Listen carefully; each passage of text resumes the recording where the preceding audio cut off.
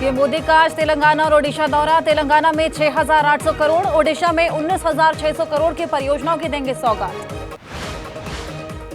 लालू यादव के बयान पर सियासी संग्राम। तमिलनाडु के कलपक्कम में पीएम मोदी ने कहा, मेरा देश ही मेरा परिवार, 140 करोड़ भारतवासी मेरा परिवार। लालू के बयान पर बीजेपी नेता सुधांशु त्रिवेदी ने कहा, चुनाव करीब आते ही मोहब्बत की दुकान से नफरत का सामान बाहर आ रहा। लालू के बयान पर बीजेपी नेता रविशंकर प्रसाद का पलटवार। पूछा, क्या लालू अपने परिवार से बाहर किसी को मुख्यमंत्री बनाएंगे? चुनावी रणनीति बनाने के लिए आज 2 दिन के महाराष्ट्र दौरे पर अमित शाह। बीजेपी की चुनावी बैठकों में होंगे शामिल।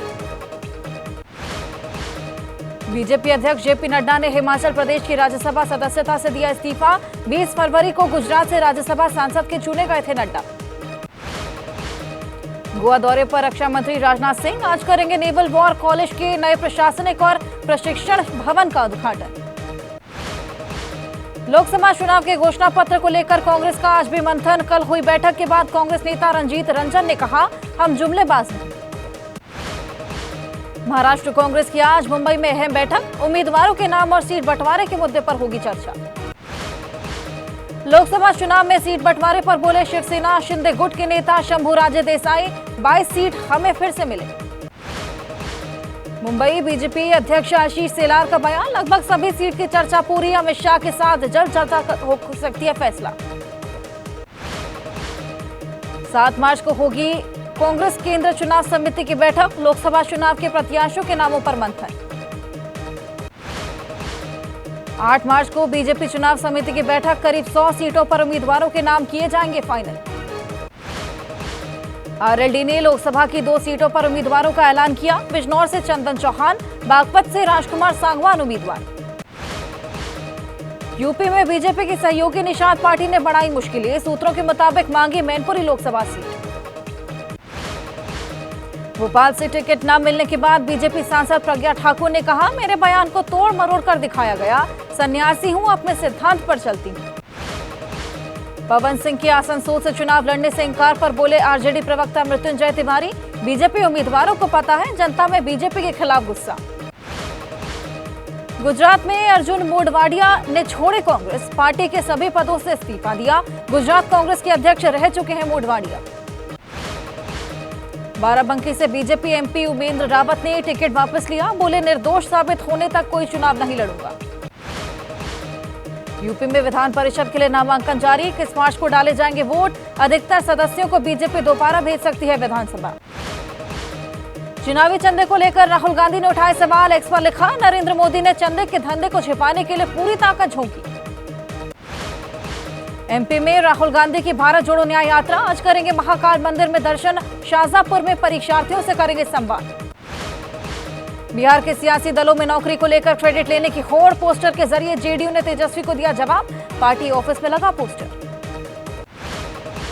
पंजाब विधानसभा में भिड़े कांग्रेस और आप। सीएम मान और नेता विपक्ष प्रताप सिंह बाजवा के बीच तीखी बहस हुई।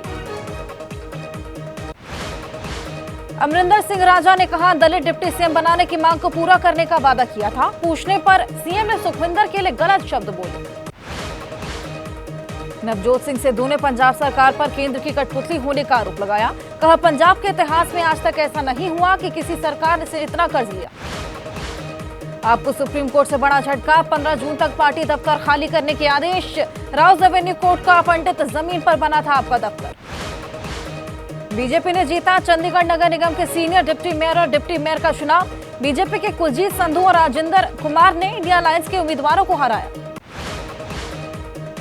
यूपी में आज हो सकता है योगी कैबिनेट का विस्तार। सूत्रों के मुताबिक आरएलडी को 2, एसबीएसपी को 1, बीजेपी से 2 से 3 नए चेहरे बनाए जा सकते हैं मंत्री।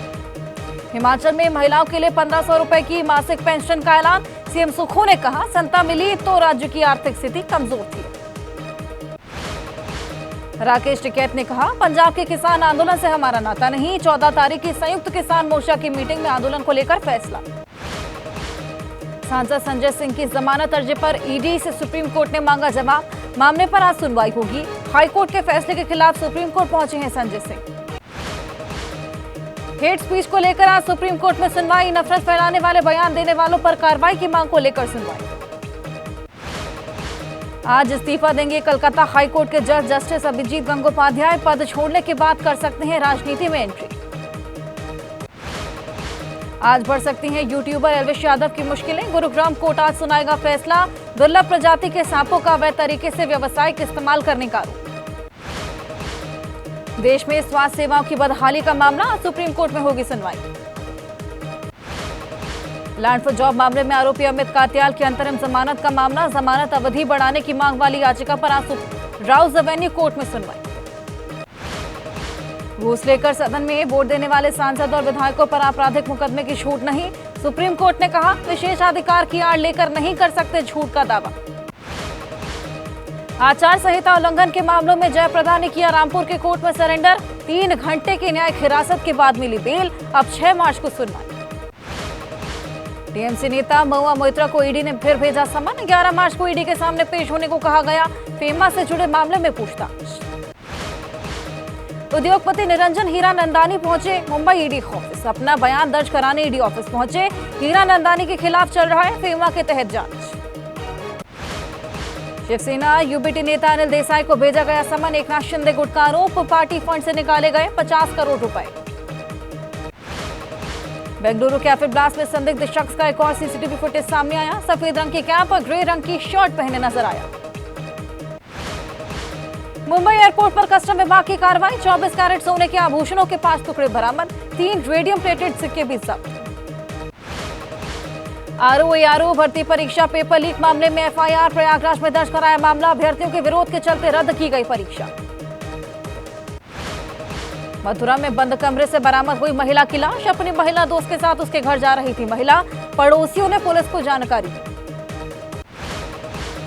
यूपी के कानपुर में होटल मैनेजर पर महिला कर्मी के साथ रेप का आरोप। होटल का रूम साफ कराने के बहाने रेप का आरोप।